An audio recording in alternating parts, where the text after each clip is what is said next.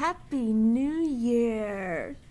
The year 2021. Oh my gosh, I'm pretty excited because we are starting a new year with so many great new books here at HES, Healdsburg Elementary School. We just got a big shipment full of new books, including The Account of the Gum, Maurice and His Dictionary. What's the matter, Marlowe? All are welcome. Noodlehead, Smug Seagull, and a whole bunch more. And today, we're going to read a very inspiring biography. Remember, a biography is nonfiction. It's a real book about a real person. And this is the story of Mary Walker, the oldest student. The title is The Oldest Student, How Mary Walker Learned to Read. It was written by Rita, Lorraine, Hubbard, and it was illustrated by Oge Mora. Here we go, the oldest student. I love the end papers.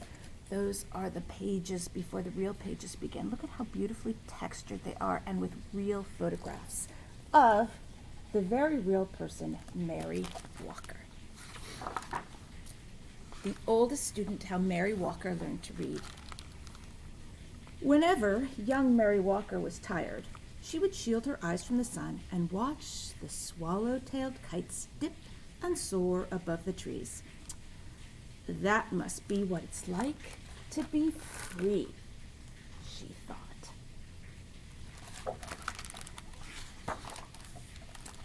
But Mary didn't watch for long. Even at only 8 years old, she knew the first rule of the Union Springs, Alabama plantation she lived on. Keep working. She knew the second rule, too. Slaves should not be taught to read or write or do anything that might help them to learn to do so. Mary didn't stop working. She didn't learn to read either. But at the end of each long day picking cotton, toting water to Papa and the other slaves who chopped wood for the train tracks, or helping Mama clean the big house, she would lie in her little bed next to the crumbling fireplace and think about those birds. When I'm free, I'll go where I want and rest when I want, and I will learn to read too.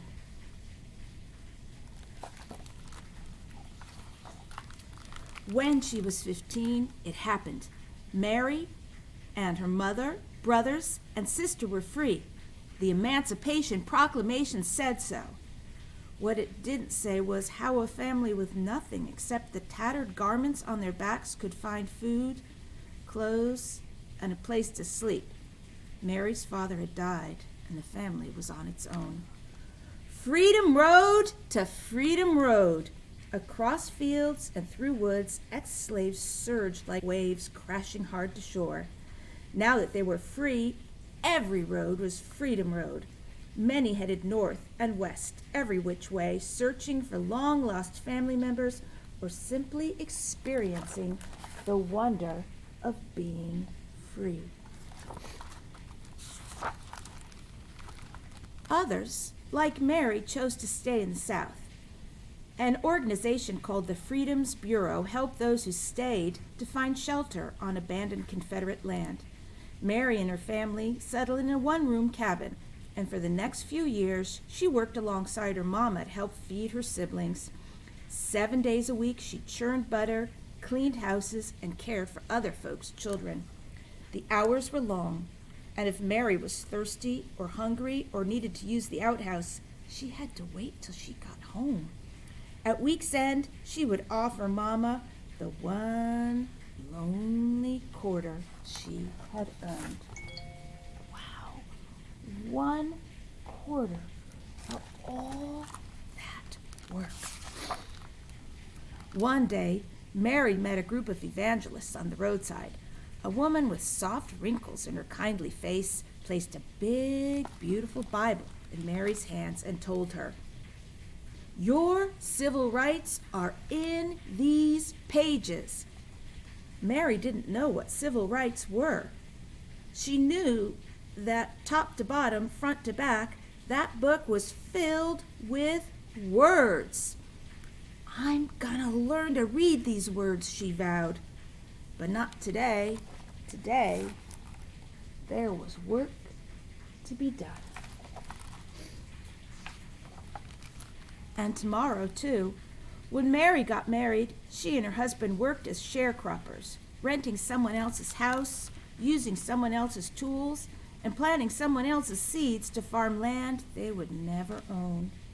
After they harvested the crops, almost all the money they earned went to pay for the housing, tools, and seed cost.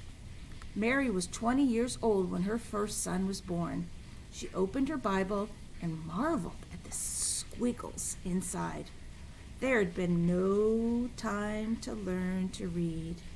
A friend wrote Mary's son's birth date in the Bible, August 26, 1869. Then Mary dipped a pen into an inkwell and made her mark beside it. Not a letter, not a name, just a mark. It was the best that she could do. One day, Mary's husband died. She married again, and a second son was born, and a third. Mary made marks for these sons, too. She now had 3 growing boys. More money, that's what we need, Mary thought. But the only jobs available to black women were as maids or nannies or cooks. The hours were long, with only half day off on Saturdays, and like sharecropping, they didn't pay much. Mary sighed. Words would have to wait. For the next 4 decades, Mary sharecropped and did odd jobs to support her family. In 1917, Mary's family moved to the little city of Chattanooga, Tennessee. It was the year of Chattanooga's Great Flood. The story was in all the newspapers, but Mary could only study the pictures to understand what had happened. She still hadn't had time to learn how to read. By now, Mary was 68 and too old to sharecrop, but she continued to work, cooking, cleaning, and babysitting. She also fried fish, baked cakes, and sold sandwiches to raise money for her church. On Sundays, she would sit in the congregation as the preacher spoke. She would clutch her family Bible, the Bible she still couldn't read.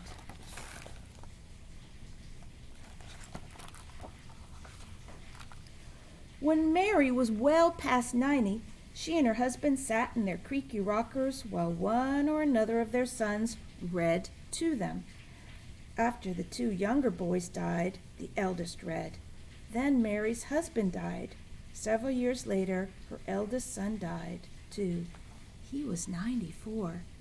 Mary had outlived her entire family. She was 114 years old and alone. "Can't read," she said. "Can't write. I don't know anything." Mary stood at the window of her retirement home and gazed down at the world below. Words were everywhere, on billboards, on buildings, on store windows and trucks. She sighed. All this time, she thought, and they still look like squiggles.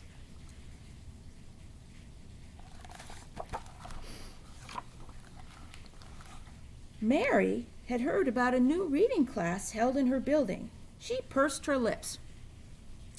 No more waiting, she decided. Time to learn. Out of her apartment, into an elevator, down to the lobby she went. When the elevator doors sprang open, Mary saw people sitting under a sign with a picture of an open book. She could not read the words. A neighbor walked up to her. "That's a reading class, Miss Mary. Can I help you over?" Mary shook her head. She gripped her cane, lifted her chin, and walked straight toward that sign. She's brave. For the next year and more, Mary put everything she had into learning to read. It wasn't easy. After all, she was the oldest student in the class, and probably in the entire country. Could someone her age learn to read? She didn't know, but by God, she was gonna try. She studied the alphabet until her eyes watered. She memorized the sounds each letter made and practiced writing her name so many times that her fingers cramped. She learned to recognize sight words and then challenged herself to make short sentences with them. She studied and studied until books and pages and letters and words swirled in her head while she slept. Mary's persistent and diligent. One fine day, Mary's hard work paid off. She could read. Word of her accomplishment traveled, and people everywhere celebrated with her. Chattanooga's mayor, newspaper journalists across the country, and a man from the U.S. Department of Education who said, "Mrs. Mary Walker, I pronounce you the nation's oldest student." All shared her joy.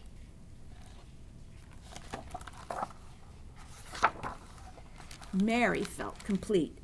She still missed her sons, but whenever she was lonely, she read from her Bible or looked out her window and read the words in the street below. From then on, Chattanoogans honored Mary's achievement with yearly birthday parties. In 1966, President Lyndon B. Johnson sent well wishes on Mary's 118th birthday, and in 1969, President Nixon did the same. Mary was now 121 years old. Mary received many gifts over the years: a radio, a sofa, her very first television, a new Bible, the key to the city, and perfume and champagne from the Canadian Mounties. She also received something that brought back those long days in the Alabama cotton fields: her first airplane ride. From the cockpit window, Mary gazed at the trees and rooftops below. No different than a horse and buggy ride, she joked, but she knew it was. As the airplane dipped and soared like those swallow-tailed kites of long ago, Mary decided that flying was a lot like reading. They both made a body feel as free as a bird. Each year, before her birthday celebration came to an end, someone would whisper, "Let's listen to Miss Mary." The shuffling and the movement would fade away until not a sound was heard.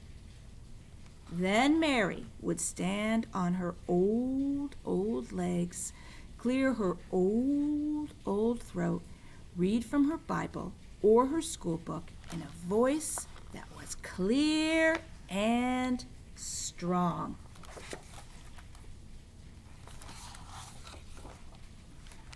When she finished, she would gently close her book and say, "You're never too old to learn."